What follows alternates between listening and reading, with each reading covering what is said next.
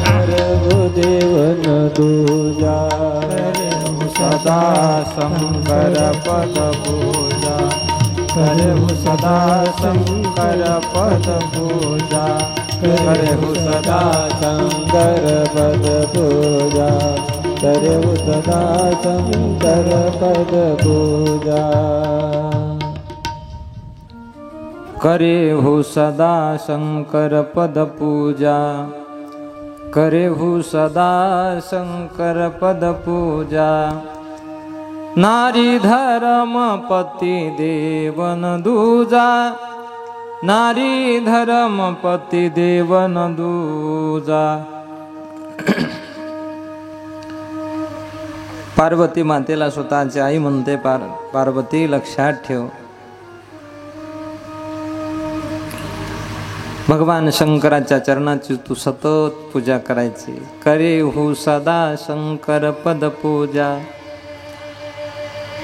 पण लक्षात ठेव, नारीच्या धर्मामध्ये स्त्रीच्या धर्मामध्ये पार्वती पतीशिवाय दुसरा देव नसतो। नारी धर्म पती देवन दूजा नारी धर्म पती देवन दूजा।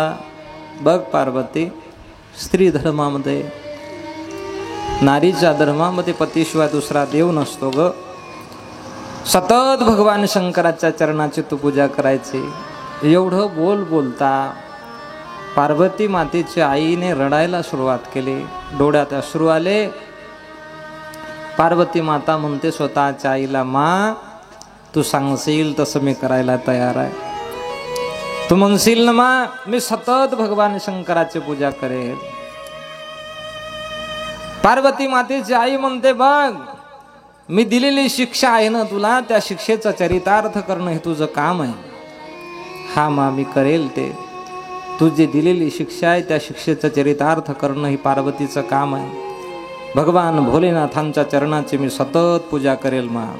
बघ वचन कहत भरे लोचन भारी, वचन कहत भरे लोचन भारी, बहुरी लाए उर लीली कुमारी, बहुरी लाए उर लीन कुवारी, कत विधि सूझी नारी जगमाही, कत विधि सूझी नारी जगमाही, पराधीन सपने हूँ सुकुनाई, पराधीन सपने हूँ सुकुनाई, वचन कहत भरे लोचन भारी, बहुरी लाए उर लीनी कुवारी। पार्वती माता म्हणते, मा तू दिलेल्या शिक्षेचं चरितार्थ हे करणं माझं काम आहे। पण पार्वती मातेच्या आईच्या डोळ्यातले अश्रू ज्यावेळेला वाहायला लागले त्यावेळेला पार्वती माता म्हणते, मा तू सांग फक्त मी काय केलं पाहिजे, तू सांगशील तसं मी वागायला तयार आहे, पण तू का रडते, तुझ्या डोळ्यात का अश्रू आहे। पार्वती माता असं विचारता बरोबर पार्वती मातेची आई मैना म्हणते, अगं पार्वती, मुलगी ज्या वेळेला पहिल्यांदा सासरला जाते ना त्यावेळेला काय दुःख होते तुला नाही कळणार। का नाही कळणार? कारण तू अजून कोणाची आई नाही, तू अजून कोणाची माय नाही। पहिल्यांदा मुलगी सासरला जाते ना बाळ, तुला माहिती नाही आईच्या अंतःकरणाला काय दुःख होते।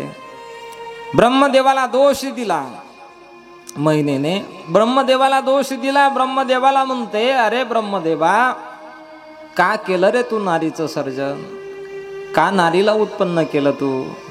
कतविधी सृजी नारी जगमाही, समा पराधीन सपने सुख नाही। सर्व जीवन स्त्रीचं पराधीनतेत जाते। लहान असते ना मुलगी त्यावेळेला आई वडिलांच्या पराधीन असते, आई बापाच्या पराधीन असते, मोठी होते ना त्यावेळेला पतीच्या स्वाधीन असते. म्हातारी ज्या वेळेला होते म्हाताऱ्या अवस्थेमध्ये मुलांच्या पराधीन असते. लहानपणापासून म्हाताऱ्या अवस्थेपर्यंत स्त्रीचं जीवन संपूर्ण जीवन पराधीनतेत जातं. हे ब्रह्मदेव कोण म्हणते? मैना म्हणते, पार्वती मातेची आई म्हणते. कतविधी सृजी नारी जगमाही, पराधीन सपने सुख नाही. का केलं तू नारीचं सर्जन? का केलं तू नारीला उत्पन्न? दोष देते ब्रह्मदेवाला आणि रडते. पार्वती माता म्हणते, मा तू रडू नको. तू जर रडली, स्वतः बाजूला हिमालय राज प्रत्यक्ष उभे होते. तू जर जास्त रडली तर माझ्या बापाचंही अंतकरण थांबणार नाही. हिमालय राजाने रडायला सुरुवात केली. पर्वतराज कठोर, पर्वतासारखं ज्याचं अंतकरण कठोर आहे त्याला पर्वतराज म्हणत होते. अतिशय अंतकरण कठोर होतं पर्वताचं, हिमालयाचं. तरी तो हिमालय राज पर्वतासारखा कठोर अंतकरणाचा हिमालय राज रडायला लागला. पार्वती मातेची विदाई होणार आहे ना आज. 7 वर्षाच्या वयात पार्वती मातेने तपश्चर्या केली. एवढी भयंकर कठोर तपश्चर्या केली. हिमालय राजाने विचार केला, एवढ्या लहान वयामध्ये मी तप करण्याकरता माझ्या मुलीला पाठवलं, पण अतिशय लहान वयामध्ये तप केलं माझ्या मुलीने. ज्या वेळेला मुलगी आई बापाच्या मनासारखी वागते आणि ज्या वेळेला लग्न विदाई होते ना त्यावेळेला बाप कितीही कठोर अंतकरणाचा असो, तो बाप ज्या वेळेला पहिल्यांदा मुलगी सासरला जाते त्यावेळेला तो बाप ढसाढसा रडल्याशिवाय राहत नाही. कण्व ऋषी होते. कण्व ऋषींनी मानलेली कन्या होती शकुंतला. स्वतःची मुलगी नव्हती, ते मानली, फक्त मुलगी मानली. आणि शकुंतलेचा विवाह ज्या वेळेला झाला, शकुंतला सासरी जाण्याकरता ज्या वेळेला निघाली, अनेक हजार वर्ष तप करणारे ऋषी, अनेक हजारो वर्ष तप करणारा ऋषी कण्व ऋषी झाडाला कवटाळू रडत होता. का? पहिल्यांदा मुलगी सासरला जाते ना राजा, त्यावेळेला बापाच्या अंतकरणाला खूप दुःख होतंय. कन्या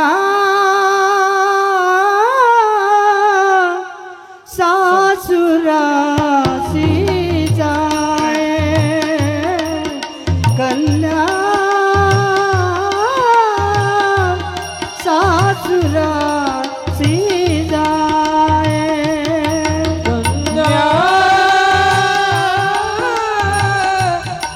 सासुरासी जाए, कन्या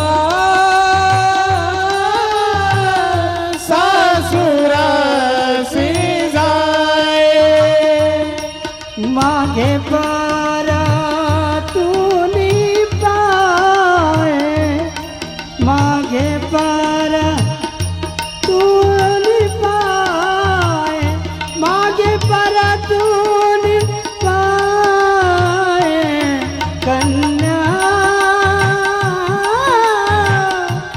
सासुरासी जाए, कन्या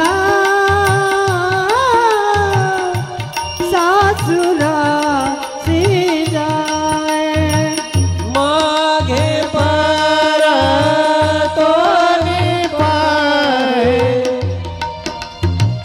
मागे पर तूनी पाए, मागे पर तूनी पाए, कैसे झाले माझ्या जीवा, कैसे झाले माझ्या जीवा. कन्या सासुऱ्याशी जाये, मागे परतोनी पाहे. पहिल्यांदा मुलगी सासरला जाते ना त्यावेळेला खूप दुःख होते आई बापाला. जनकासारखा विदेही महात्मा जनक राजा सीता मातेची विदाई होते ना, त्यावेळेला जनकासारखा विदेही महात्मा सीता मातेसाठी ढसाढसा रडले.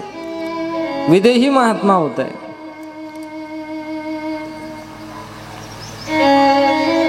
सीता मातेची ज्यावेळेला विदाई झाली त्यावेळेला रामप्रभू दर्शन घेण्यासाठी आले होते जनक राजाचं. सीता मातेच्या आईचं नाव होतं सुनैना. सुनैना मातेचं दर्शन घेतलं. जानकी ज्यावेळेला दर्शन घेते त्यावेळेला सुनैना मातेने सुद्धा हीच शिक्षा दिली. कोणते? सुनैना माता म्हणते, जानकी बघ, अयोध्येला गेल्यानंतर तू काय करायचं बाळ? सासूची सेवा करायची, सासऱ्याची सेवा करायची. सास ससुर गुरु सेवा करे हो, पती रुख लाखी आयुष्य अनुसारे हो. सासूची सेवा करजो, सासऱ्याची सेवा करजो. बरं, आता जर एखादा बाप जर मुलगा पाहण्याकरता निघाला तर त्या मुलीची आई आवाज देते, हो कुठं चालले? काही नाही, मुलगा बघायला चाललो. मुलगा पाहायला चालले का? म्हणे हो. मग बिगर मायबापाचं पाहायचा. कसं?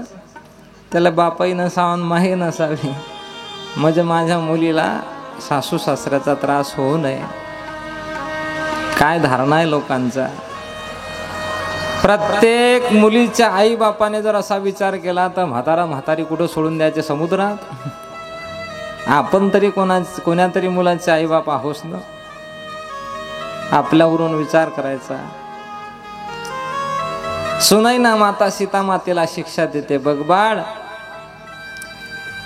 अयोध्येला गेल्यानंतर सासूची सेवा करायची, सासऱ्याची सेवा करायची. सास ससुर गुरु सेवा करे हो, पतिरुख लाखी आयसू अनुसारे हो. पतीच्या मतानुसार चालायचं जानकी.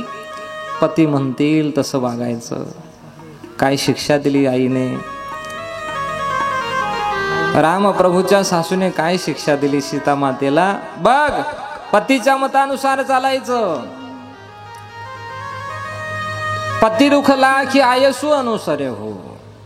सास ससुर गुरु सेवा करे हो.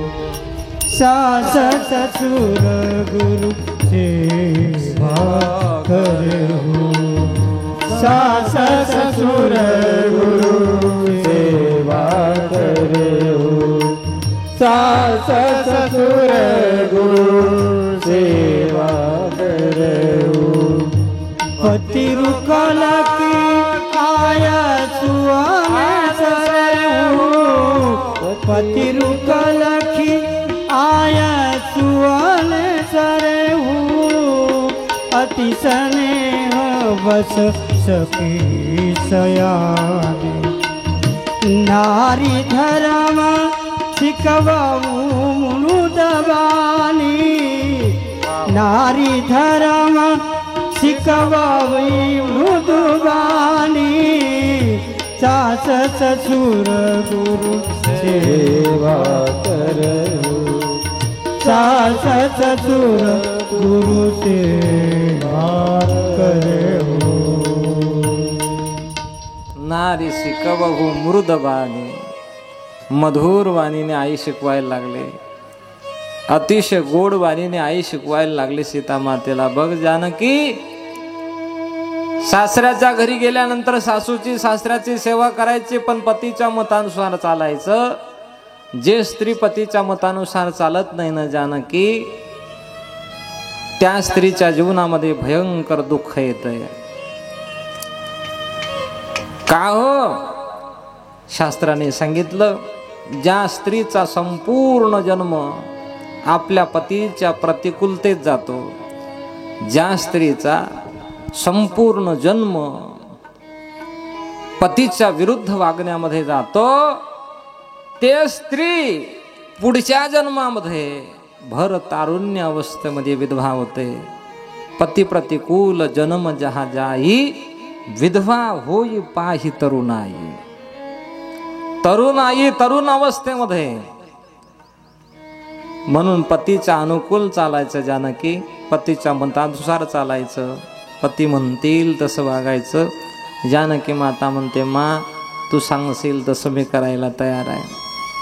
पतीच्या मतानुसार चालेल, पती म्हणतील तसं मी वागायला तयार आहे, फक्त तू सांग मी काय केलं पाहिजे. पुनी पुनी मिलती परती गही चरणा, परम प्रेम कछु जाई न बरना, परम प्रेम कछु जाई न बरना. पुनि पुनि मिलती परती गही चरणा, पुनि पुनि मिलती परती गही चरणा. पुन्हा पुन्हा पुन्हा पुन्हा दर्शन घेते, पण मुखातून एक शब्दही फुटत नाही. दोन्ही रडत होत्या. जानकी माता रडते, जानकी मातेची आई रडते. तसं दृश्य पार्वती मातेच्या जीवनामध्ये आहे. पार्वती माता ही रडते आणि पार्वती मातेची आईही रडते. पार्वती मातेची आई मैना रडायला लागली. मैना रडते त्यावेळेला पार्वती माता स्वतःच्या आईला म्हणते, मा तू सांग फक्त मी काय केलं पाहिजे, पण तू रडू नको. तू दिलेल्या शिक्षेचं चरितार्थ हे करणं माझं काम आहे. तू सांग फक्त पार्वती, तुला हे आयुष्यामध्ये करावंच लागेल. हे पार्वती सुखाने करेल, फक्त सांग, तू रडू नको. पण तरीही सुद्धा अश्रूच्या धारा पार्वती मातेच्या आईच्या डोळ्यातल्या थांबत नाही. दोघींचं संभाषण ऐकत होते हिमालय राज. पार्वती मातेचं पार्वती मातेच्या आईचं बोलणं ऐकलं. दोघी रडत होत्या ना. हे संभाषण ऐकल्याबरोबर हिमालय राजाने रडायला सुरुवात केली. पर्वत राजाचं रडणं ऐकून पार्वती माता म्हणते, मा मी तर चालली आता कैलास पर्वतावरती, पण माझ्या बाबाकडे लक्ष देणं हे तुझं काम आहे. माझ्या वडिलांकडे लक्ष देणं हे तुझं काम आहे. कारण घरातल्या मुलीचं बापावरती खूप प्रेम असतं. आईपेक्षा मुलीचं प्रेम 10 पटीने बापावरती जास्त असतं. राजा, एखाद्या वेळेला बाप जरी प्रेम दाखवत नसला तरी मुलापेक्षा मुलीवरती बापाचं प्रेम 10 पटीने जास्त असतं. एकुलता एक मुलगा असू द्या एखाद्या बापाला, एकुलता एक मुलगा, एकच मुलगा आहे, आणि एकुलता एक मुलगा जर दुर्भाग्याने अपघातात गेला, मृत्युमुखी पडलेला आहे, प्रेताच्या जवळ बाप बसलेला आहे, प्रेताच्या जवळ बाप बसलेला असताना सुद्धा त्याच्या डोळ्यात अश्रूचा एक थेंब येणार नाही. पण एवढ्या कठोर अंतकरणाचा बाप ज्यावेळेला मुलगी पहिल्यांदा सासरला जाते ना, त्यावेळेला त्या बापाच्या डोळ्यामध्ये अश्रू आल्याशिवाय राहत नाही.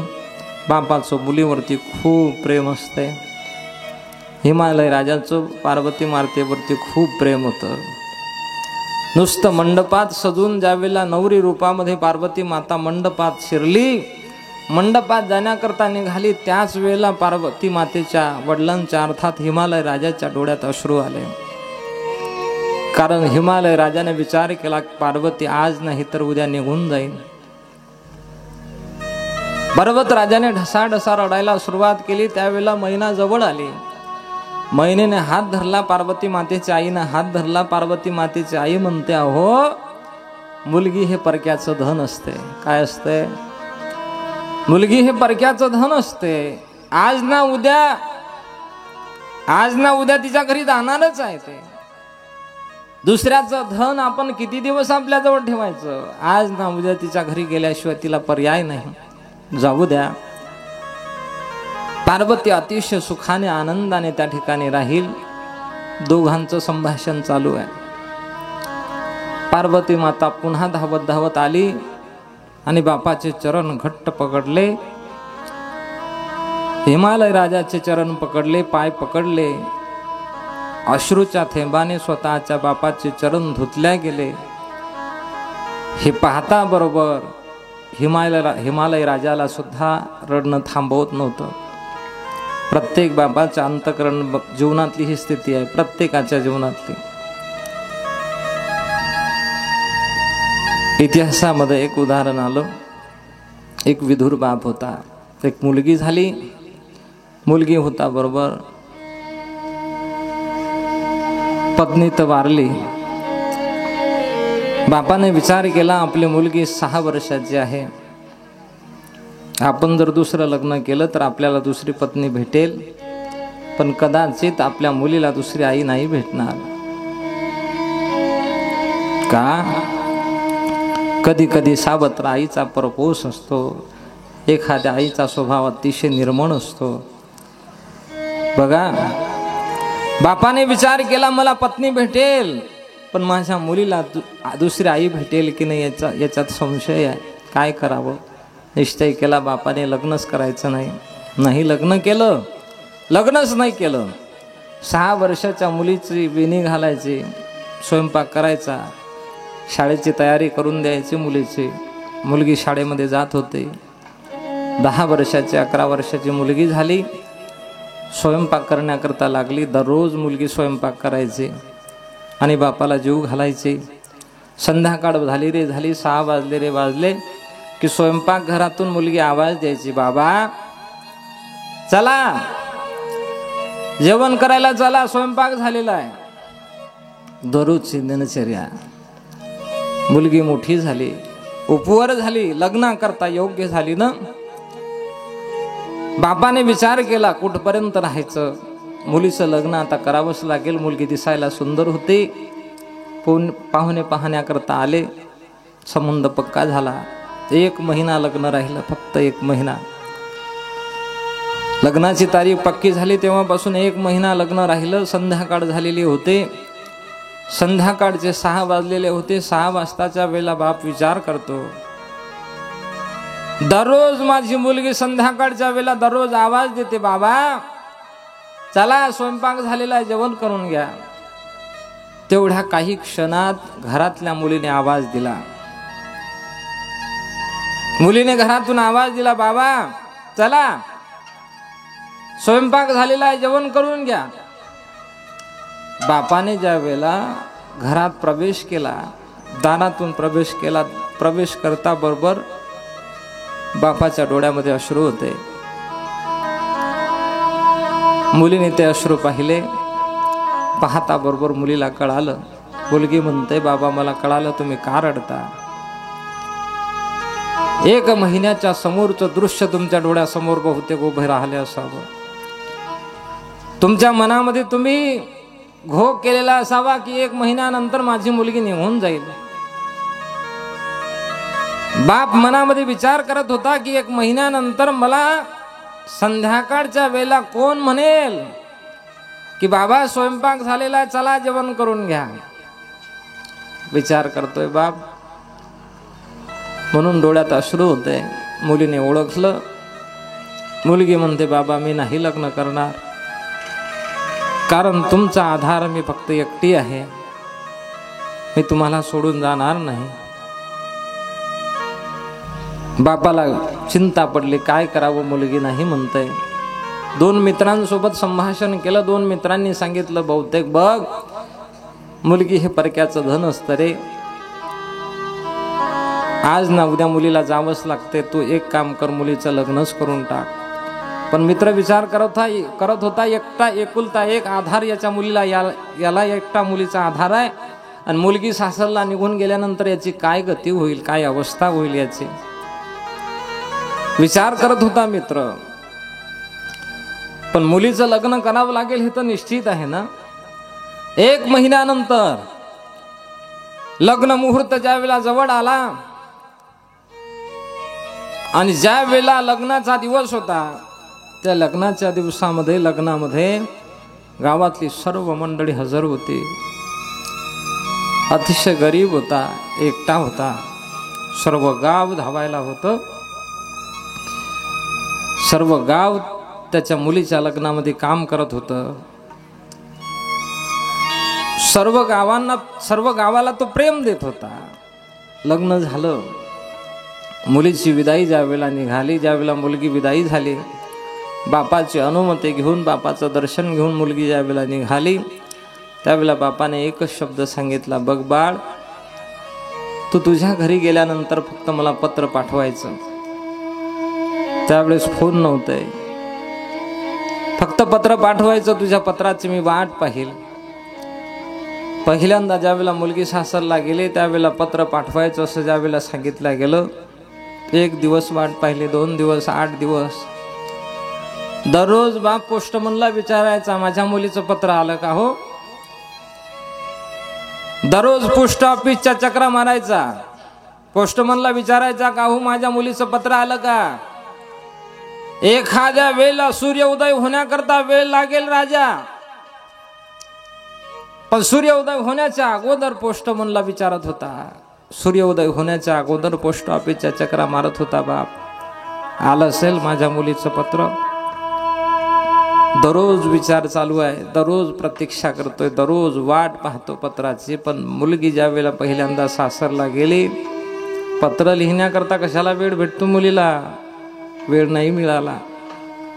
8 दिवस निघून गेले, 15 दिवस झाले. 15 दिवसानंतर मुलीला अचानक आठवण आली, आपल्या बापाने आपल्याला पत्र लिहिण्याकरता सांगितलं होतं, पत्र लिहायचं आपल्याला. मुलगी पत्र लिहिण्याकरता बसली, पत्र लिहिलं. पत्र लिहित असताना बापाचे ऋण प्रकट केले. मुलगी शेवटचा शब्द लिहिते, बाबा, माझ्या आयुष्यामध्ये तुम्ही जेवढे उपकार करू केले तेवढा देव सुद्धा माझ्यावरती उपकार करू शकत नाही. पत्र लिहिलं, पत्र पाठवलं. बाप दररोज चक्रा मारत होता पोस्ट ऑफिसच्या, पण त्या दिवशी ज्या दिवशी पत्र आलं ना त्या दिवशी बाप आलाच नाही. पत्र आलं पोस्ट ऑफिसमध्ये, पत्र आलं. पोस्टमन विचारतोय, दररोज ज्या पत्राची वाट पाहत होता बाप तो आज आला का नाही. पोस्टमनने स्वतः पत्र हातात घेतलं, निघाला घरी. ज्या मुलीच्या बापाच्या घरी निघाला त्या मुलीच्या बापाच्या घराच्या चौकात काही गर्दी होती. पोस्टमॅननं विचारलं, का हो गर्दी कशाची आहे. गावातल्या एका माणसाने सांगितलं, बघा त्याची मुलगी सासरला गेली ना, दररोज मुलीच्या पत्राची वाट पाहत होता, दररोज पोस्ट ऑफिसच्या चक्रा मारत होता, पण मुलीचं पत्र आलं नाही ना. दुःखाच्या विरहामध्ये त्याने प्राण सोडून दिले. पत्र घेतलं आणि मुलीच्या बापाच्या प्रेताच्या जवळ ठेवलं. मुलीच्या बापाने शेवटची चिठ्ठी लिहिली होती. शेवटची चिठ्ठी लिहित असताना मुलीच्या बापाने म्हटलं होतं, बघा पोस्टमन साहेब, आतापर्यंत मी पोस्ट ऑफिसच्या चक्रा मारल्या, माझ्या मुलीची पत्र आलं नाही ना. अचानक जर माझ्या मुलीचं पत्र आलं तर शेवटची इच्छा म्हणून माझ्या प्रेताच्या जवळ माझ्या मुलीचं पत्र ठेवा, तेव्हा माझी इच्छा पूर्ण होईल. बाप मरेपर्यंत मुलीचं कल्याण इच्छितो महाराज, हे सोडून द्या, पण बाप मेल्यानंतर सुद्धा मुलीचं कल्याण व्हावं अशी बापाची इच्छा असते, मुलीचं चांगलं व्हावं अशी बापाची इच्छा असते.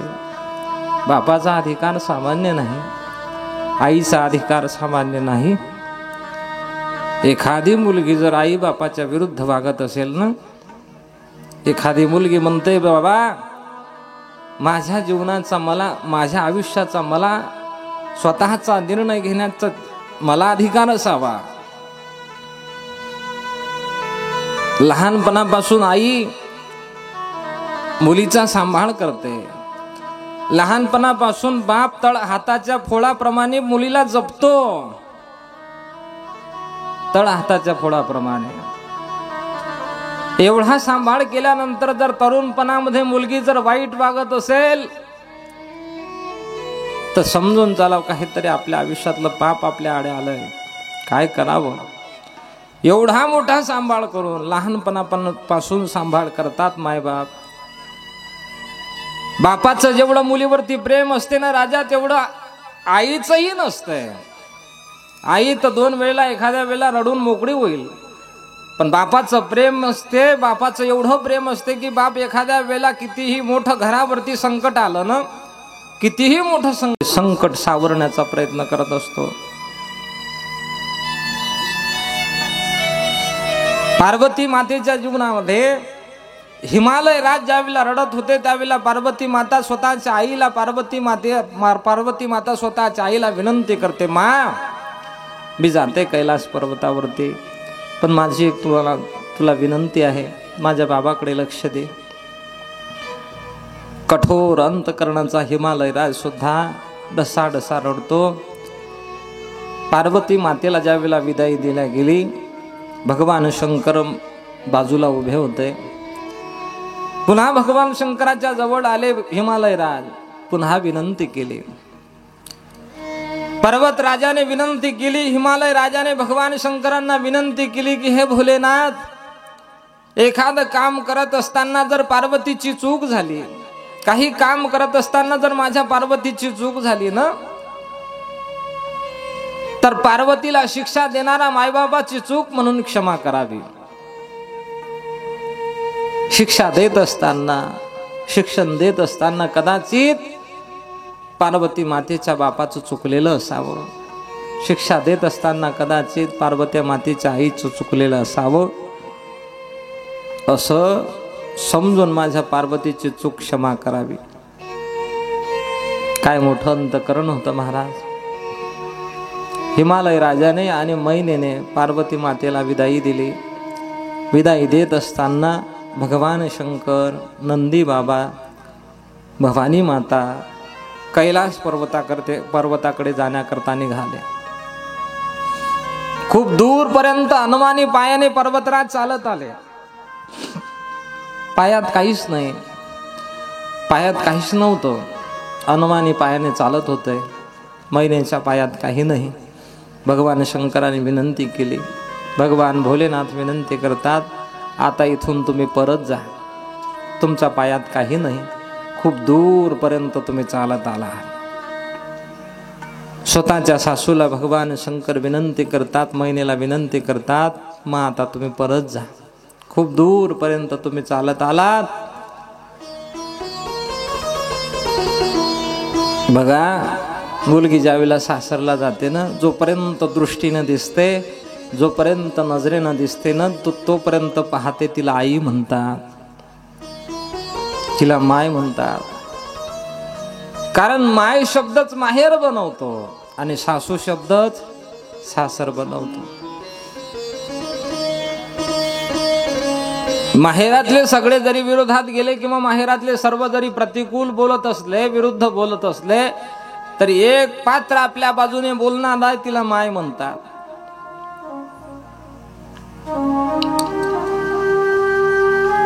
माय शब्द आला रे आला की माय शब्दाने माहेर जोडला जाते,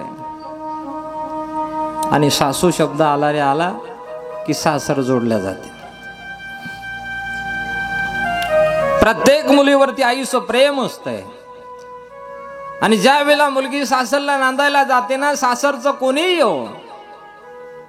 येऊ, ते आई विचारते, माझ्या मुलीचं बरं आहे ना, माझ्या मुलीचं चांगलं चाललंय ना. कोणीही येऊ द्या, मुलीच्या सासरचं कोणी येऊ द्या, माझी मुलगी खुशाल आहे ना, माझी मुलगी चांगली आहे ना. शेवटपर्यंत मुलीचं कल्याण आई इच्छते, मुलीचं कल्याण बाप इच्छतो.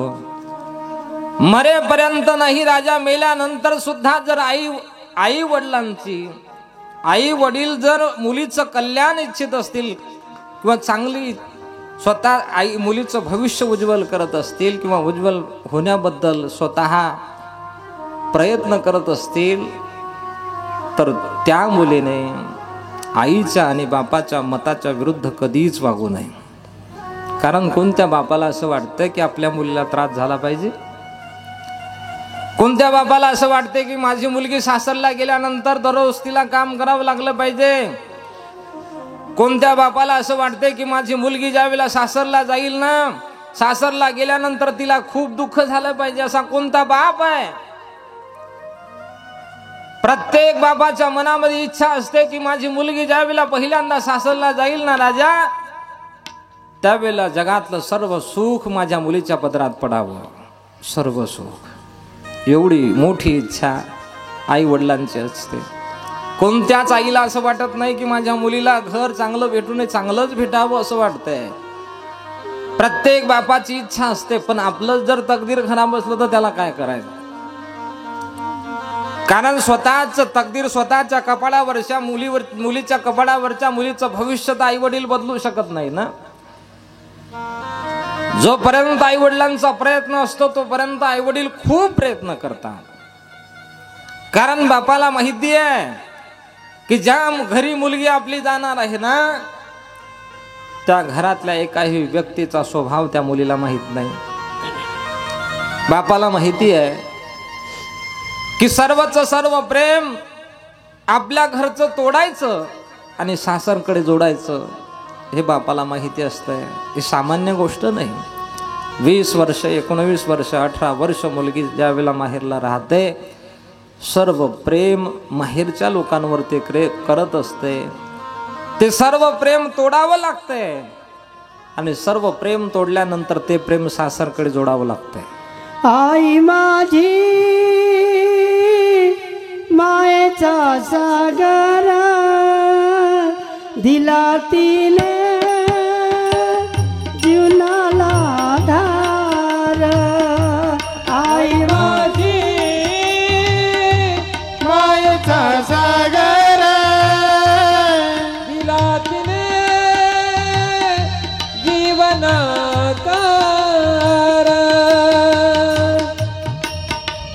मायेचा सागर जीवनाधार. मायेचा सागर जीवनाधार.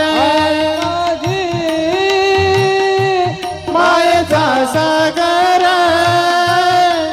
दिला तिने जीवनाधार.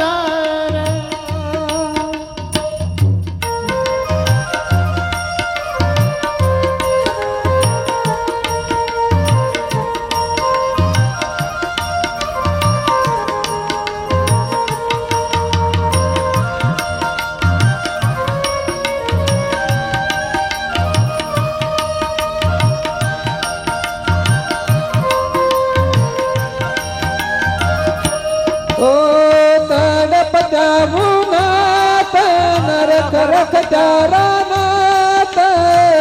तडपत्या उन्हात नरक रखत्या रानात. राहिलीच माझ्यासाठी तू कष्टाच्या घामात. कधी घडेल तुला उठबस, कधी मिळेल मुठभर घास. वला मातीतून चालताना तुडवील काटचे फास. आई माझी मायेचा सागर दिला तिने जीवनाकार. मायेचा सागर दिला तिने जीवनाकार. आई माझी मायेचा सागर दिला तिने जीवनाला कार. आई हे मायेचा सागर असते. माया म्हणजे प्रेम आहे आणि प्रेमाचा सागर. सागर सागर म्हणजे काय हो? सागरामध्ये किती पाणी असते कोण सांगू शकेल? सागरामध्ये किती पाणी असते? किती हजार लिटर पाणी असते कोण सांगू शकेल? किती हजार लिटर? कोणीच नाही सांगू शकत. तसं आईचं प्रेम हे सागरासारखं आहे. आईचं प्रेम हे सागरासारखं आहे. आईचं प्रेम किती आहे? समुद्रासारखा आहे, सागरासारखा आहे. त्याला मापच नाही, अमाप आहे. आई माझी मायेचा सागर दिला तिने जीवनाला आधार किंवा आकार. आई प्रत्येक मुलाच्या जीवनाला आकार देत असते. मूर्ती घडवणारा घडवतो हो, मूर्ती घडवणारा घडवत असतो, पण जे मुलाची आई मूर्ती घडवते तिचा अधिकार खूप मोठा असतो. आई तुझ्या मूर्ती बानी या जगात मूर्ती नाही. आई तुझ्या मूर्ती बानी या जगात मूर्ती नाही. अनमोल जन्म दिला गाई तुझे उपकार फिटणार नाही. अनमोल जन्म दिला गाई तुझे उपकार फिटणार नाही. आई तुझ्या मूर्ती वाणी या जगात मूर्ती नाही. आई तुझ्या मूर्ती वाणी या जगात मूर्ती नाही. अनमोल जन्म दिला गाय तुझे उपकार फिटणार नाही. अनमोल जन्म दिला गाय तुझे उपकार फिटणार नाही. बालपणी मी खेळ खेळतो होतो जेव्हा ताना. अमृतावनी गोड पाजला सपाना. अमृतावनी गोड पाजला सपाना. तुझ्या या प्रेमाची ओ, तुझ्या या प्रेमाची कधी जाणीव झाली नाही. अनमोल जन्म दिला गाई तुझे उपकार फिटणार नाही. अनमोल जन्म दिला गाई तुझे उपकार फिटणार नाही. आई तुझ्या मूर्ती वाणी या जगात मूर्ती नाही. आई तुझ्या मूर्ती वाणी या जगात मूर्ती नाही. अनमोल जन्म दिला गाय तुझे उपकार फिटणार नाही. अनमोल जन्म दिला गाय तुझे उपकार फिटणार नाही. आई तुझ्या मूर्तीवाणी या जगात मूर्ती नाही. अनमोल जन्म दिला गाई तुझे उपकार फिटणार नाही. खरंच आहे महाराज. आज मी जे व्यासपीठावर बसलेला दिसत असेल हे आईचे उपकार आहे. कारण आईने जन्म दिला हे गोष्ट तर आहेच आहे, पण मी लहान होतो ना, थोडंसं अवगुणही होतो. भजन करत असताना मी मल्हारीचं भजन करत होतो. लहान होतो ना, तिसऱ्या चौथ्या वर्गात असताना एवढा छंद होता त्या भजनाचा, एवढा छंद होता. आमच्या घराला कूप होता काट्यांचा. इकडे प्लॉटमध्ये 2000 साली राहायला आलो होतो. कूप होता, तो काट्याचा कूप उपटून मी भजनाकरता जात होतो. माझी आई म्हणायची मूर्ख आहेस तू, तिकडे भजन करायला जातून तुला हरिपाठात जायला काय होते रे, मंदिरात जात जा, हरिपाठाला जात जा. मी आज माझ्या आईला म्हणत होतो, आई विठोबा देव आहे, खंडोबा काय देव नाही काय. मी म्हणत होतो, लहानपणचे शब्द आहे माझे. माझ्या आईला म्हणत होतो, विठोबा देव आहे, खंडोबा काय देव नाही काय. तू हरिपाठात जाण्याकरता सांगते, मी भजन करतो ना, मग खंडोबाचं मी करतो. आई म्हटले, मूर्ख आहेस तू. त्या भजनात जात असताना कदाचित तुला सवय लागायची भीती वाटते कशाची. आईला पुढचं भविष्य माहिती असते. आपल्या जीवनावरती आई जेवढं प्रेम करते, प्रत्येक मुलाचं भविष्य, आपल्या मुलाचं भविष्य उज्ज्वल असावं, प्रत्येक आईची इच्छा असते. पण त्या मुलाने तर ते जर आईचं म्हणणं ऐकलं तर नक्कीच त्या मुलाचं भविष्य उज्ज्वल राहते. पण आईच्या म्हटलं ऐकणं हे महत्त्वाचं आहे. कदाचित मी जरी आईच्या म्हटलं ऐकलं नसतं तर इथं तुम्हाला दिसलंच नसतं. हे उपकार सर्व आईचे आहे. आई तुझ्या मूर्ती वाणी या जगात मूर्ती नाही. अनमोल जन्म दिला गाई तुझे उपकार फिटणार नाही. प्रत्येक मुलावरती आईचे उपकार असतात, प्रत्येकावरती आहे. स्वतःच्या शरीराच्या चामड्याने जरी आईला चप्पल केली आपण घालण्याकरता तरी उपकार फिटत नाही, एवढे उपकार असतात मातृत्वाचे. आईचे खूप उपकार असतात. मैना ज्या वेळेला सासरला धाडते ना, पार्वती मातेची आई पार्वती मातेला सासरला धाडते.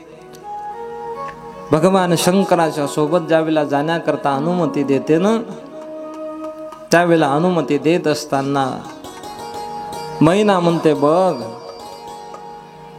पार्वती, पतिव्रता तिला म्हणतात ग की जी पत्नी पतीची सेवा करते, पतीच्या मतानुसार चालायचं. भगवान शंकराची पूजा करायची पार्वती तू, पण मी पुन्हा पुन्हा तुला आठवण देते, पुन्हा पुन्हा तुला आठवण देते का पार्वती, भगवान शंकराची पूजा करत असताना सतत पूजा करायची. करे हो सदा शंकर पद पूजा, नारी धर्म पती देव न तुझा. सेवा करत असताना सतत भगवान भोलेनाथांची पूजा करशील ना पार्वती तू, कैलास पर्वतावरती गेल्यानंतर त्याच वेळेला मी दिलेल्या शिक्षेचं चरितार्थ ही होईल. पार्वती माता म्हणते, मा आतापर्यंत जे जे तुम्हाला सांगितलं ते पूर्ण माझ्या मनात उतरलं. तू सांगशील तसं मी करायला तयार आहे, पण माझी तुला हात जोडून विनंती आहे, तू रडू नको. पुन्हा पुन्हा पुन्हा पुन्हा आलिंगन देते पार्वती माता स्वतःच्या आईला. जेवढं जेवढं आलिंगन दिलं तेवढं तेवढं महिनेचं रडणं थांबत नाही, पार्वती मातेच्या आईचं रडणं थांबत नाही. भगवान शंकर विचार करतात, बरी गत आता इथं राहणं जास्त वेळ थांबणं चांगलं नाही. जास्त वेळ थांबलो तर हिमालय राज आणि मैना जास्त रडेल. म्हणून भगवान शंकरांनी हात जोडले हिमालय राजाला आणि मैनेला सांगितलं, आता आम्हाला अनुमती द्या, आज्ञा द्या. भगवान शंकरांनी हात जोडले, पार्वती मातेने नमस्कार केला आणि पार्वती माता आणि भगवान शंकर कैलास पर्वताकरती निघाले. भगवान शंकरांनी विनंती केली, तुम्ही इथून परत जा. हिमालय राज आणि मैना परत आले. भगवान शंकर आणि भवानी माता, पार्वती माता कैलास पर्वतावरती पोहोचले. दोघांचा प्रपंच चालू झाला, विहार चालू झाला. एकदा भगवान शंकर मुनींचे वस्त्र परिधान करून बसले, प्रसन्न मुद्रेने बसलेले आहे. भगवान शंकराची प्रसन्न मुद्रा आहे. प्रसन्न मुद्रेने बसलेले होते भगवान शंकर आणि पार्वती माता समोर आली. डाव्या बाजूला आसन होतं, त्या डाव्या बाजूच्या आसनावरती जगत जननी पार्वती माता येऊन बसले. पार्वती माता म्हणते, हे भोलेनाथ, हे प्रभू, माझ्या जीवनामध्ये मला एक संशय आहे, एक शंका निर्माण झाली. भगवान भोलेनाथ विचारतात, कोणती शंका आहे तुझी? एक शंका आहे, जे अगस्त्य ऋषीने जे चरित्र सांगितलं होतं ते चरित्र मी श्रवण केलंच नाही. मला कथा ऐकायची आहे, भगवत कथा ऐकायची आहे, देवाचं चरित्र ऐकायचं आहे. भगवान भोलेनाथांनी चरित्र सांगण्याकरता सुरुवात केली. पार्वती मातेने चरित्र ऐकावं. चरित्र ऐकलं. एका पत्नीने प्रश्न विचारला आणि पतीने त्याचं उत्तर दिलं. पती पत्नीच्या संवादातून सुद्धा कथा तयार होऊ शकते नाही, कथा तयार झाली. पत्नीने प्रश्न विचारायचा, पतीने त्याचं उत्तर द्यावं. कथेचं महात्म्य आहे महाराज. पती पत्नीच्या संवादातून कथा तयार होते. मला असं वाटतंय, पती पत्नीच्या संवादातून जर कथा तयार होत असेल तर संसारातल्या प्रत्येक पती पत्नीने कथा ऐकावी. काय ऐकावी? संसारातल्या प्रत्येक पती पत्नीने कथा ऐकावी. किंवा कथा ऐकता येत नसेल तर घरातल्या पतीला घरातल्या घरात प्रश्न विचारावा आणि पती जर सक्षम असतील उत्तर देण्याकरता तर ते उत्तर ऐकून घ्यावं. नाही ते जर सक्षम नसतील उत्तर देण्याकरता तर दोघांनी कथा ऐकावी. भगवान शंकर आणि माता पार्वतीचा विहार चालू झाला, प्रपंच संसार चालू झाला. देवतांना इकडे तारकासुराचा त्रास होत होता, अनेक प्रकारे त्रास होऊ लागला. पण अजून काही कार्तिक स्वामीचा जन्म नाही. 1 वर्ष झालं लग्नाला, हे 6 महिने झाले लग्नाला, 1 वर्ष झालं तरी कार्तिक स्वामीचा जन्म नाही. देवतांनी विनंती केली भोलेनाथांना की तारकासुर आम्हाला खूप त्रास देतो. अनेक देवतांना त्रास देऊन राहिला तारकासुर. तारकासुराचा वध झाला पाहिजे, त्याच्याकरता तुमच्या पुत्राची उत्पत्ती, जन्म, तुमच्या मुलांचा जन्म, तुमच्या पुत्राचा जन्म होणं आवश्यक आहे. भगवान शंकराच्या कपाडामधून वीर्य स्खलित झालं. ते वीर्य अग्नीने घेतलं. वशिष्ठ गुरूंच्या ज्या 6 पत्न्या होत्या, त्या 6 पत्न्यांच्या जवळ ते वीर्य दिलं. अर्थात त्या पत्न्या गर्भवती जशी स्त्री असते तसे चिन्ह उमटले. आश्रमामध्ये गेल्यानंतर विचार केला, आपण गर्भवती कशा काय आहे, संशय निर्माण झाला. आश्रमामधून बाहेर निघाल्या, एक विशाल पर्वतावरती आल्या.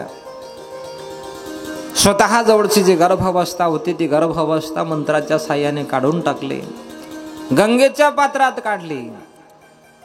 6 आईच्या गर्भोदरात राहिला, गर्भात राहिला म्हणून 6 तोंड झाले कार्तिक स्वामींना. षष्ठी स्कंद असं नाव कार्तिक स्वामीचं आहे. गंगेच्या पात्रात ज्या वेळेला ते वीर्य स्खलित झालं, त्याच्यापासून कार्तिक स्वामीचा जन्म आहे. नमः पार्वती पतये हर हर महादेव. कार्तिक स्वामींचा जन्म झाला.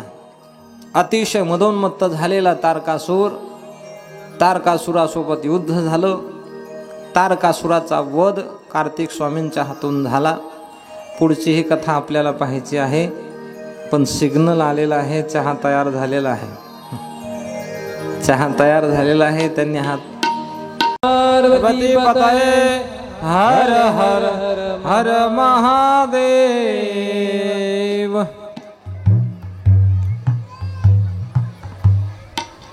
शांत बसा.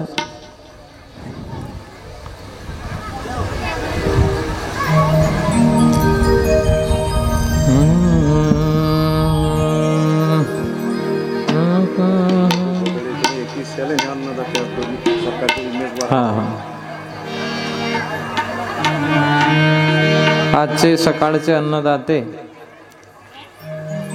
उमेश मामा गिरी. आजचे सकाळचे अन्नदाते आहे उमेश गिरी. यांच्याकडून सकाळी संत भोजन झालं. संताघाटचे अन्नदाते शशिकांत गव्हाड यांच्याकडून या ठिकाणी जय हो शिवशंकर शंभुनाथ की जय हो वाले भोलानाथ की जय हो शंकर शंभुनाथ की जय हो वाले भोलानाथ की. जय हो शिवशंकर शंभुनाथ की जय हो डमरू वाले भोलेनाथ की. हो भोलानाथ की शंभुनाथ की. हो भोलानाथ की शंभुनाथ की. जय हो शिवशंकर शंभुनाथ की. जय हो 5 मिनट वाले भोलानाथ की. जय हो शिवशंकर भोलेनाथ की. जागेवर पावली खेळा मस्त छान. जय हो शिवशंकर भोलानाथ की.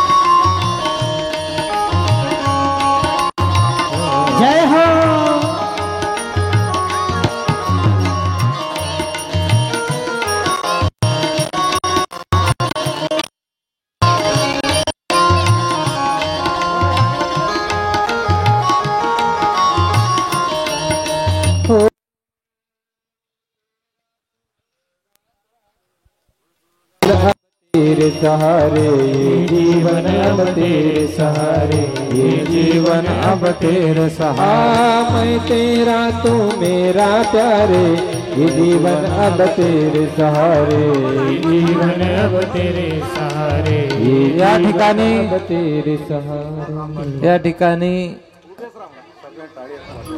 राम भारती बाबांचं या ठिकाणी आगमन झालेलं आहे।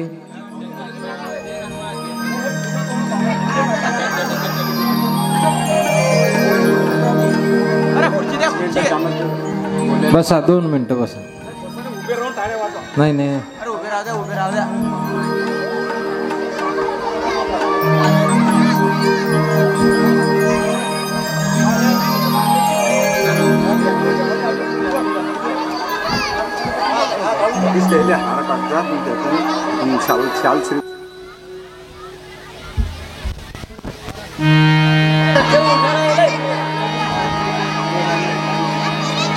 गुरु मेरी पूजा गुरु पर ब्रह्म, मेरी पूजा गुरु गोविंद, गुरु मेरा पार ब्रह्म गुरु भगवंत।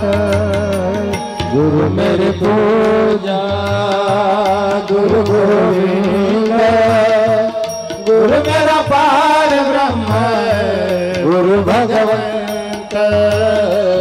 गुरु मेरी पूजा गुरु गोविंद, गुरु मेरा पार ब्रह्म गुरु भगवंत। गुरु मेरी पूजा गुरु गोविंद, गुरु मेरा पार ब्रह्म गुरु भगवंत। टाळी वाजवून बाबांचं स्वागत करा। माता गुरु मेरे पिता, गुरु मेरे बंधु, गुरु मेरे सखा, गुरु मेरे माता, गुरु मेरे पिता, गुरु मेरे बंधु, गुरु मेरे सखा। गुरु मेरी पूजा गुरु गोविंद, गुरु मेरा पार ब्रह्म गुरु भगवंत। गुरु मेरी पूजा गुरु गोविंद, गुरु मेरा पार ब्रह्म गुरु भगवंत। गुरु मेरी पूजा गुरु गोविंद, गुरु मेरा पार ब्रह्म गुरु भगवंत।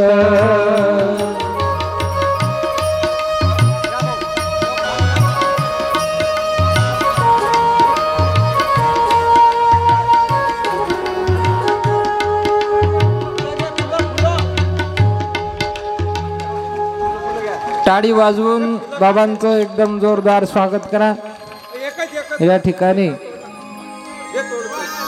ए पोराव खाली बसा रे, बसा खाली। तुम्ही खाली बसा पोरं। चला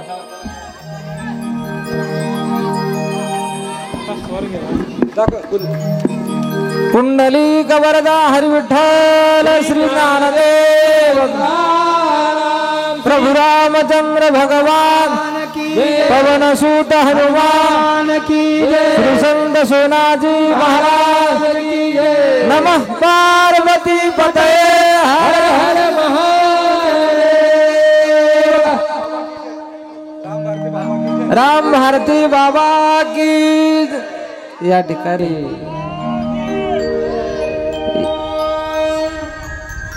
या ठिकाणी आपल्या या गावामध्ये संत चरण रज लागता सहज वासनेचे बीज जडून जाई। संतांचे चरण लागल्यानंतर वासनेचे बीज जडून जातं। बाबांचे चरण रज आपल्या भूमीला लागले। श्री संत सोनाजी महाराजांतर्फे संस्थांतर्फे महाराजांचे खूप खूप आभार, बाबांचे खूप खूप आभार। बाबांनी आशीर्वाद वचन गुरुवर्य राम भारतीजी बाबांनी आशीर्वचन आपल्याला द्यावा, अर्थात आशीर्वचन बोलावे, आशीर्वाद आपल्याला द्यावा, हे मी बाबांना विनंती करतो. आशीर्वचन 2 मिनिटं फक्त. कथा का टाइम आहे ना.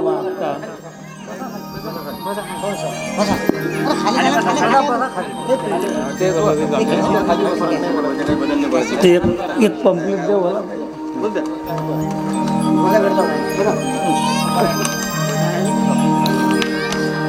हरिओम. गुरुर्ब्रह्मा गुरुर्विष्णू गुरुर्देव महेश्वर, गुरुर साक्षात परब्रह्म तस्मै श्री गुरुवे नमः.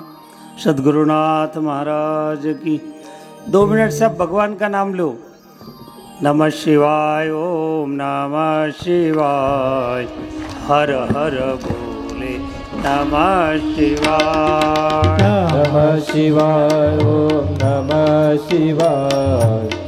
हर हर बोले नमः शिवाय. नमः शिवाय. ओम नमः शिवाय. हर हर बोले नमः शिवाय. नमः शिवाय. ओम नमः शिवाय. हर हर बोले नमः शिवाय. गंगाधराय शिव गंगाधराय. हर हर बोले नमः शिवाय. गंगाधराय शिव गंगाधराय. हर हर बोले नमः शिवाय.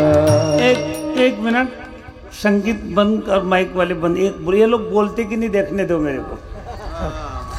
गंगाधराय शिव गंगाधराय.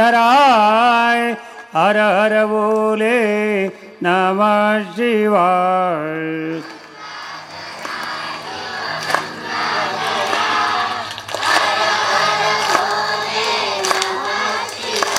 पंगत सवेरे हो गई कि शाम को है? नहीं बराबर है, इसलिए तो आवाज़ डिम पड़ गई, सब कमज़ोर है आवाज़. पंगत अगर सवेरे होती थी ना. हाँ. गंगाधराय शिव गंगाधराय. हर हर बोले नमः शिवाय.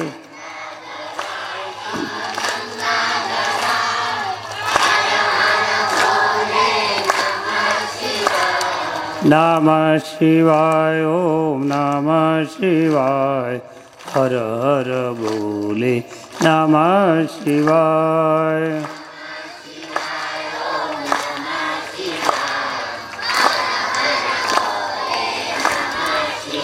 शंकर भगवान की.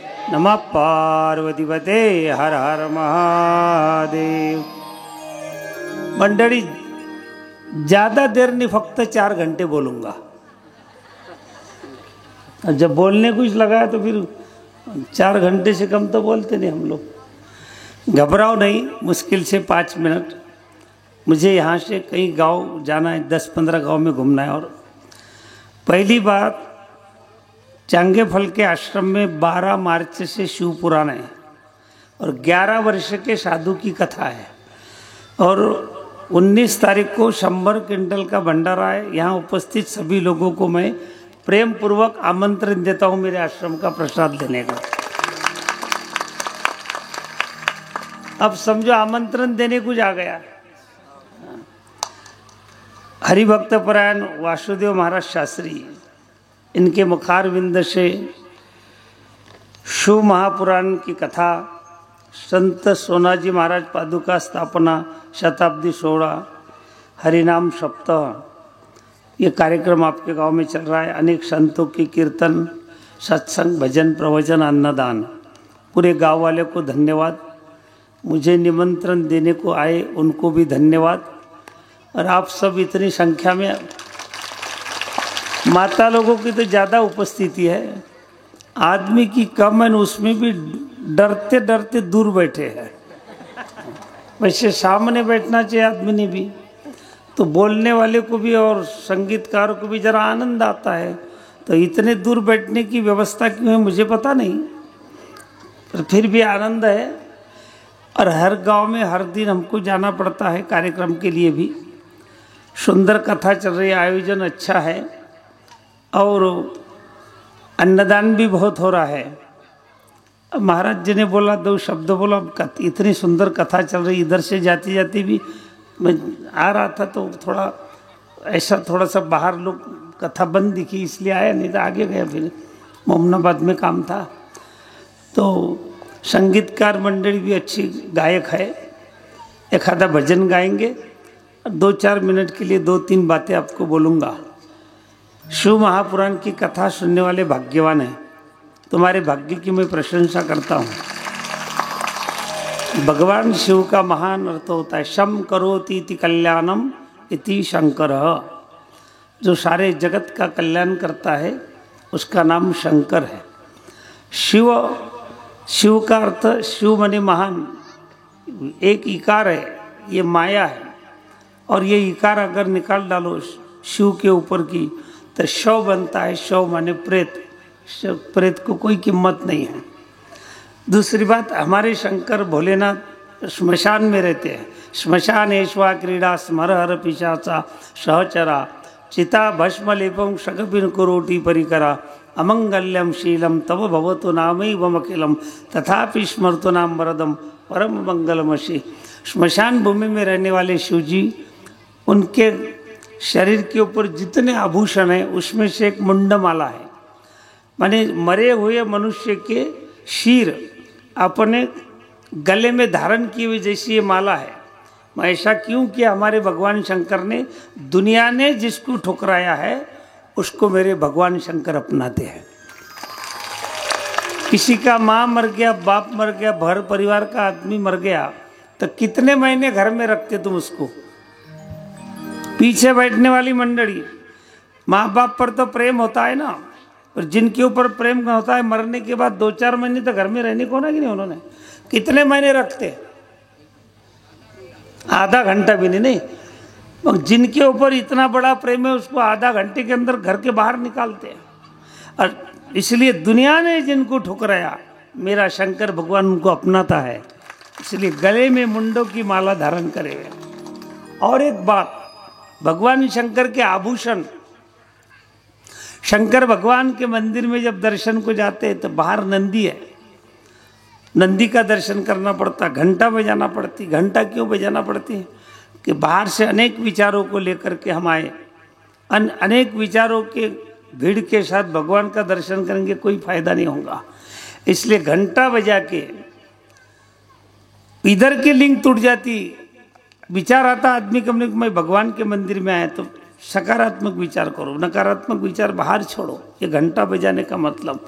और फिर अंदर गए तो भगवान शिव है और गणेश जी है, कार्तिक स्वामी, पार्वती है। ये भगवान शंकर के मंदिर में पूरा परिवार बसता है महाराज। बाकी देवताओं के मंदिर में ऐसी व्यवस्था नहीं। अगर भगवान कृष्ण का मंदिर पूरे परिवार सहित बनाना चाहेंगे तो बुल्डाना जिले की नहीं, पूरे 5 जिले की भी जगह कम पड़ जाएंगी। इतना बड़ा मंदिर बनाना पड़ेगा। कारण भगवान कृष्ण की 16,108 पत्नियां और एक को 12-12 लड़के, तो वो इतना बड़ा मंदिर नहीं बना सकते। इसलिए परिवार सहित नहीं, परिवार सहित फक्त भगवान शंकर विद्यमान है। तो ये परिवार का विचार तो करिए।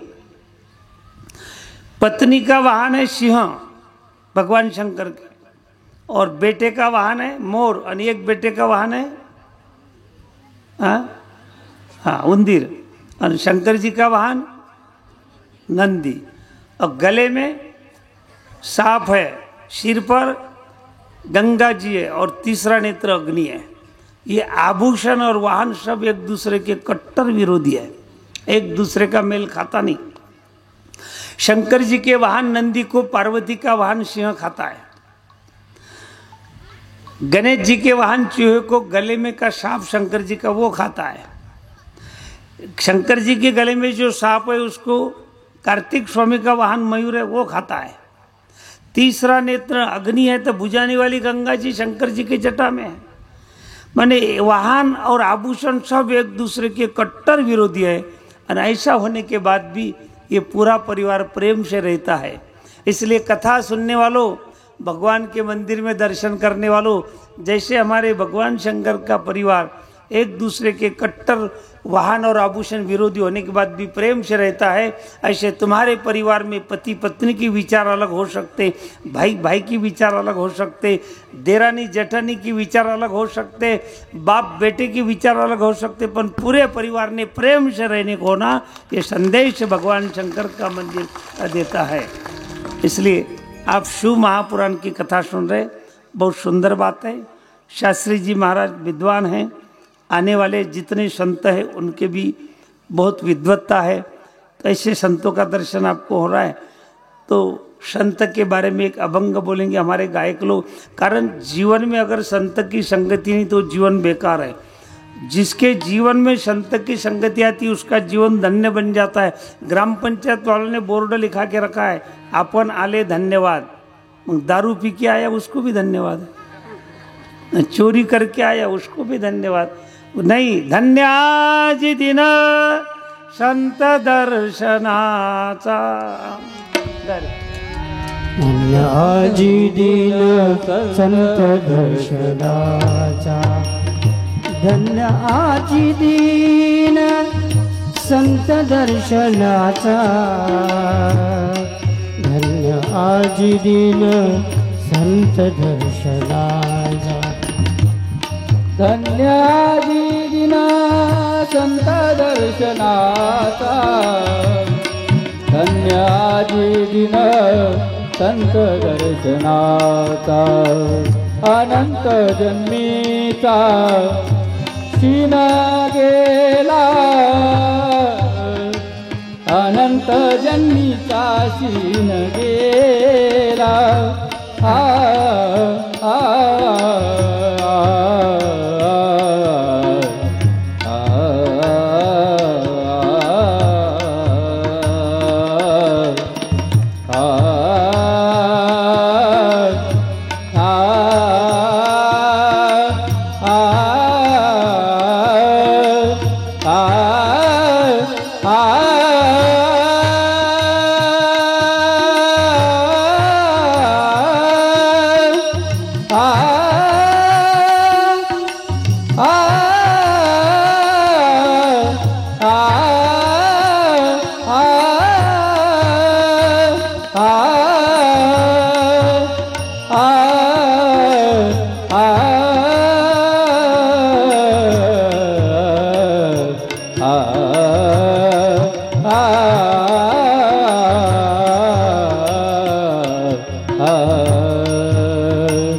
अनंत जन्मीचा शीन गेला,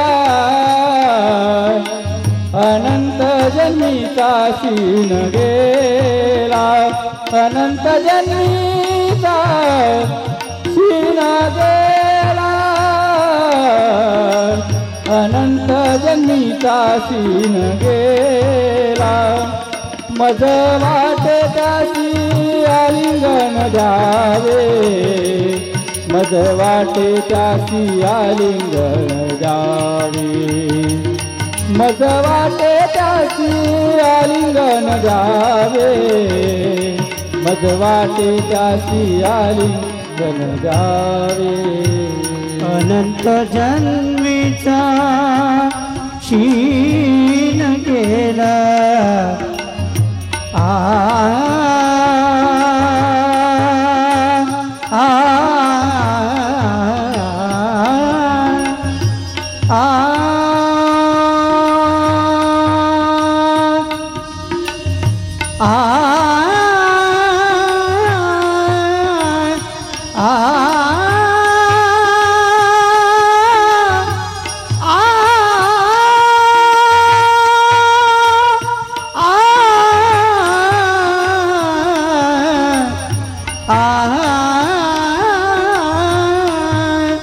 अनंत जन्मीचा शीन गेला, शीन गेला, मज वाटे त्याची आलिंगन, मज वाटे त्यासी आलिंगन द्यावे, मज वाटे त्यासी आलिंगन द्यावे, मज वाटे त्यासी आलिंगन द्यावे, विटाचे आले मन द्यावे. एक फक्त 2.5 मिनट के लिए एक संकीर्तन करेंगे और मैं आप सबसे विदा लेता. महाराज जी की आज्ञा हो गई इसलिए बोलना पड़ा, नहीं तो मैंने इनको बोला था कि मैं यहीं से ग्रंथ का दर्शन करता, मुझे जाने दो, आपके कथा में विक्षेप आएगा और अब थोड़ा आनंद लेंगे, फिर बाद में को जो कथा होंगी आपकी होंगी, और थोड़ा देर तक ज़्यादा की कथा होगी तो चलेगा ना आज, क्योंकि ये मेरा जो टाइम गया बीच में ये भरपाई कर लेना महाराज. हाँ, नहीं तो उतना खाड़े माना जाएगा. तो संगीतकार लोग बढ़िया साथ देना है ना. हाँ, सब लोग 2.5 मिनट के लिए उठ के खड़े हो जाओ और संकीर्तन कहो. हाँ, सबने ताड़ी बजा के पावली करना है, भगवान का नाम लेना है बड़े प्रेम के साथ. विठ्ठल माझा माझा माझा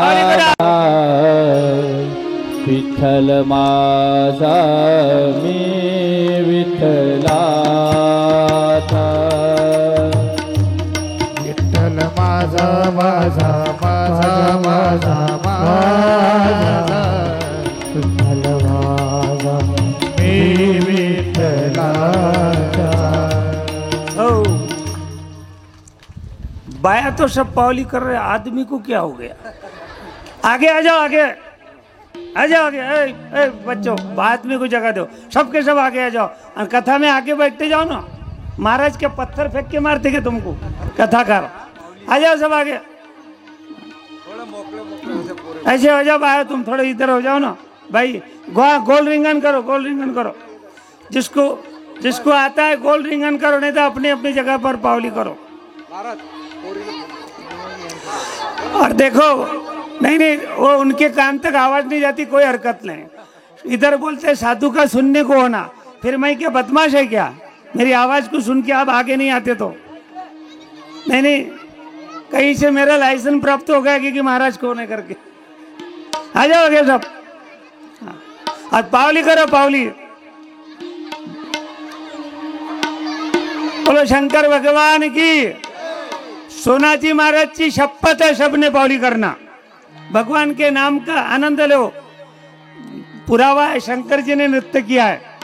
नृतावसाने नटराज राजो ननाद ढक्का नो पंचवारम उद्धर्तु कामा शनकादि सिद्धा नेता विमर्शे शिव शत्रदालम. बड़े प्रेम के साथ ज्ञानदेव तुकारा, ज्ञानदेव तुकारा. पावली पावली करो, पावली.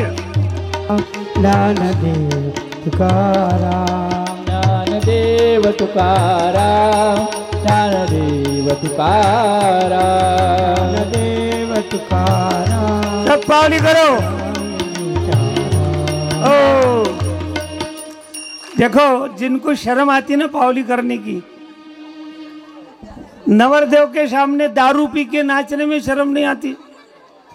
अच्छा समझो शर्म आती हो, या भगवान न करे कि तुमको पैरालिसिस हो जाए, न करने वाले को पैरालिसिस हो गया कि एक हाथ एक पैर मुंह टेढ़ा हो जाएगा तो महाराज बोलते वही अच्छा हो जाएगा. फिर क्या करोगे बोलो. उस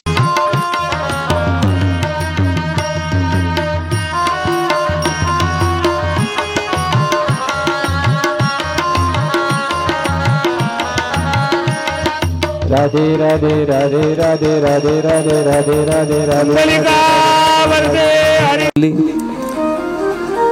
बापाचे मुलीवरती खूप मोठे उपकार असतात. बापाचे मुलावरती किती मोठे उपकार असतात. आईचे उपकार सांगणारे सर्व भेटतील तुम्हाला, पण बापाचे आपल्यावरती किती मोठे उपकार असतात. एक कविता आम्ही लिहिलेली आहे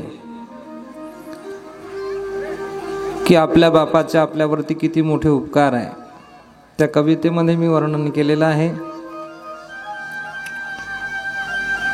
या कवितेला छापणं म्हणजे 10 वर्षाच्या आधी छापलेल्या आहेत ह्या, पण योगच आला नाही. बाहेर गावला काही ठिकाणी वाटलेले आहेत. किती मोठे उपकार आहे बापाचे घरावरती किंवा बाळावरती. बाप स्वाभिमानी बाळा, बाप कणखर कडा, बाप स्वाभिमानी बाळा, बाप कणखर कडा, त्याच्या काळजात सुद्धा लाजाळूची सोनदला, त्याची पहाडाची छाती, त्याचे हृदय गुलाब, त्याच्या घामाच्या थेंबाला हिऱ्या मोत्याचा रुबाब, बाप तलवार ढाल, बाप पेटती मशाल, बाप जागतो म्हणून घर झोपते खुशाल. घरामध्ये सर्व झोपलेले असतात, पण सर्व घराची चिंता फक्त एकटा बापाला असते. म्हणून बाप तलवार ढाल, बाप पेटती मशाल, बाप जागतो म्हणून घर झोपते खुशाल.